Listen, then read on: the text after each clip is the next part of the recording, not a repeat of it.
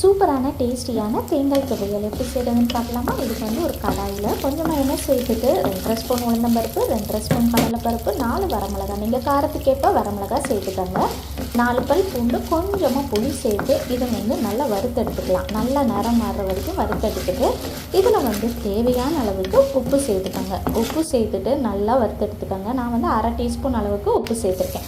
அடுத்ததாக இதில் 1 கப் அளவுக்கு துருவிய தேங்காய் சேர்த்துட்டு 5 நிமிஷத்துக்கு அடுப்பை நல்லா குறைவான தீயில வச்சுட்டு இதை நல்லா ரோஸ்ட் பண்ணிக்கலாம். 5 நிமிஷத்துக்கு நல்லா ரோஸ்ட் பண்ணிக்கோங்க.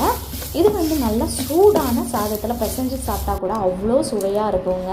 நல்லா ரோஸ்ட் பண்ணதுக்கப்புறமா ஒரு மிக்ஸி ஜாரில் போட்டு கொஞ்சமாக தண்ணி விட்டு நல்ல பேஸ்ட்டாக அரைச்சி எடுத்துக்கோங்க. பாருங்கள், அவ்வளோதான் சூப்பரான டேஸ்டியான தேங்காய் துவையல் ரெடி.